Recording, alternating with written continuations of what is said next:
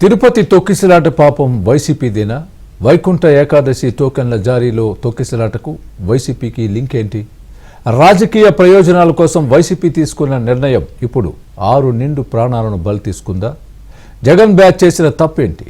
దాన్ని సరిదిద్దేందుకు కూటమి ఎందుకు వెనుకాడింది? ఇప్పుడు చంద్రబాబు తీసుకోవాల్సిన నిర్ణయం ఏంటి?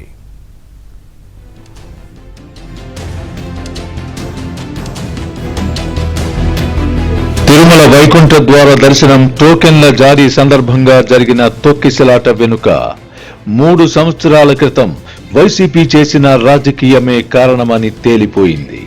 ఇప్పుడు 6 చనిపోయిన తరువాత కూడా వైసీపీ నేతలు శవాలపై పేలాలు ఏరుకునే పని మొదలు పెట్టారనే చెప్పాలి.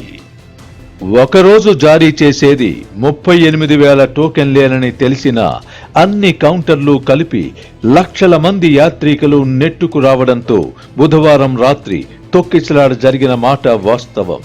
చివరికి కని విని ఎరుగని రీతిలో మృత్యుఘోష నలుదిక్కులా మారుమోగిపోయింది.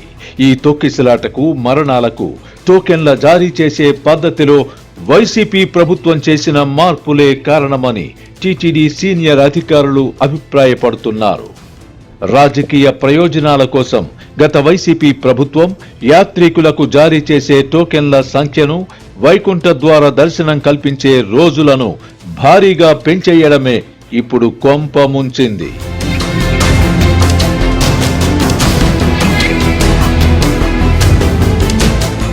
2019లో వైసీపీ అధికారానికి వచ్చే వరకు కూడా వైకుంఠ ఏకాదశి ఉత్తర ద్వార దర్శనం 2 రోజులు మాత్రమే ఉండేది. వైకుంఠ ఏకాదశి మరుసటి రోజైన ద్వాదశి 2 రోజుల్లోనే వైకుంఠ ద్వార దర్శనాలు ఉండేవి. దానికోసం ఆన్లైన్లో 300 రూపాయల దర్శన టికెట్లు జారీ చేసేవారు. సర్వదర్శనానికి నేరుగా వైకుంఠం క్యూ కాంప్లెక్స్ ద్వారా అనుమతించేవారు. అప్పట్లో ఎలాంటి టోకెన్ల జారీ కేంద్రాలు ఉండేవి కావు. తిరుపతి, చంద్రగిరి చుట్టుపక్కల ప్రాంతాల భక్తులు ఎక్కువగా ఉత్తర ద్వార దర్శనం చేసుకునేవారు. సాధారణ తోపులాటలు మినహా విషాదాలకు తావే ఉండేది కాదు. కానీ వైసీపీ సర్కారు వచ్చాక ఎక్కువ మంది భక్తులకు వైకుంఠ ద్వార దర్శనాలు ఇప్పించామని గొప్పలు చెప్పుకోవడానికి వైకుంఠ ద్వారాలను ఏకంగా 10 రోజుల పాటు తెరవాలని నిర్ణయించింది. తిరుపతి లోక్సభ పరిధిలోని ఓటర్లతో పాటు రాష్ట్ర వ్యాప్తంగా యాత్రికులకు గాలం వేసేందుకు 2022లో వైసీపీ ప్రభుత్వం కొత్త పద్ధతికి తెరతీసింది. 10 రోజుల పాటు ఉత్తర ద్వార దర్శనానికి తెరతీసింది. అప్పట్లో వైవి సుబ్బారెడ్డి టీటీడీ చైర్మన్ గా ఉండేవారు. 2022లో తిరుపతిలో 8, తిరుమలలో 1 కౌంటర్ ఏర్పాటు చేసి టోకెన్లు జారీ చేశారు. ఆ విషయం విస్తృతంగా ప్రచారం కావడంతో ఏపీ నుంచే కాకుండా కర్ణాటక, తమిళనాడు నుంచి కూడా భారీగా భక్తులు వచ్చి క్యూ లైన్లో నిలుచున్నారు. పైగా టోకెన్లు జారీ చేసేందుకు 1 రోజు ముందే జనం క్యూ లైన్లో వేచి ఉన్నారు. సరిగ్గా టోకెన్లు జారీ చేసే సమయానికి తిరుపతిలోని భూదేవి కాంప్లెక్స్, గోవిందరాజస్వామి పాత సత్రాల ఆవరణలో ఏర్పాటు చేసిన కౌంటర్ల దగ్గర తొక్కిసలాట జరిగింది. దాంతో పలువురు భక్తులు గాయపడ్డారు. కొందరు సొమ్మసిల్లి పడిపోయారు. వారిని ఆసుపత్రులకు తరలించి చికిత్స అందించిన తరువాత పట్టించుకోలేదన్న ఆరోపణలు వినిపించాయి.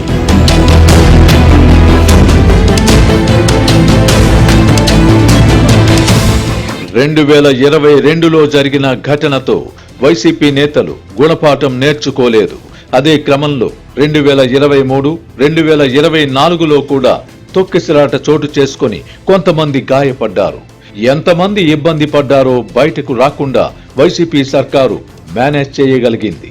గత ఏడాది కూటమి ప్రభుత్వం అధికారానికి వచ్చిన తరువాత కూడా వైకుంఠ ద్వార దర్శనం వ్యవహారంలో ఎలాంటి మార్పులు చేయలేకపోయింది. వైకుంఠ ఏకాదశికి జారీ చేసే టోకెన్ల సంఖ్యను తగ్గిస్తే భక్తుల మనోభావాలు దెబ్బతింటాయని ఆలోచించిన టీటీడీ కొత్త పాలక మండలి ఎలాంటి మార్పులు లేకుండా మునుపటి పద్ధతినే కొనసాగించింది. 7 లక్షల మందికి వైకుంఠ ద్వార దర్శనం కల్పిస్తామని టీటీడీ చైర్మన్ బిఆర్ నాయుడు ప్రకటించారు.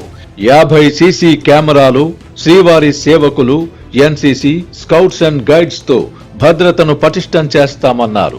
గత ఏడాది ఏర్పాటు చేసినన్ని టోకెన్ జారీ కేంద్రాలనే ఏర్పాటు చేశారు. కాకపోతే సోషల్ మీడియాలో ఎక్కువగా ప్రచారం కావడంతో యాత్రికులు భారీ సంఖ్యలో ముందు రోజునే తిరుపతి చేరుకున్నారు. అది తమిళనాడు, కర్ణాటకలోని సుదూర ప్రాంతాల నుంచి కూడా యాత్రికులు వచ్చినట్లుగా చెబుతున్నారు. ఆ సంఖ్యను అంచనా వేయడంలో టీటీడీ పెద్దలు ఫెయిల్ అయ్యారనే చెప్పాలి. అప్పట్లో నిర్ణయాలు తీసుకున్న వైసీపీ నేతలే ఇప్పుడు కూటమి ప్రభుత్వాన్ని తప్పు పట్టేందుకు ప్రయత్నిస్తున్నారు. శ్రీవారి లడ్డూ కల్తీకి, తొక్కిసలాటకు లింకు పెట్టి మాట్లాడుతున్నారు. శ్రీవారి దర్శనం అనేది నిరంతరం జరిగే ప్రక్రియ. సాధారణ రోజుల్లో కనీసం 80,000 నుంచి 1,00,000 మంది భక్తులు తిరుమల చేరుకుని శ్రీవారి దర్శనం చేసుకుంటారు. ఎక్కడా భక్తులకు ఇబ్బంది కలగకుండా టీటీడీ చర్యలు తీసుకుంటుంది. భక్తులు కూడా వెంకన్నను దర్శించుకోవాలన్న ఏకైక లక్ష్యంతో చిన్న చిన్న అసౌకర్యాలను లెక్క చేయకుండా తిరుమల చేరుకుంటారు. అలాంటిది వైసీపీ హయాంలో రాజకీయ ప్రయోజనాల కోసం తీసుకున్న ఒక నిర్ణయం ఇప్పుడు 6 ప్రాణాలను బలి తీసుకోవడమే కాకుండా అత్యంత సమర్థంగా పనిచేసే టీటీడీ ప్రతిష్టను కూడా మసగబార్చింది.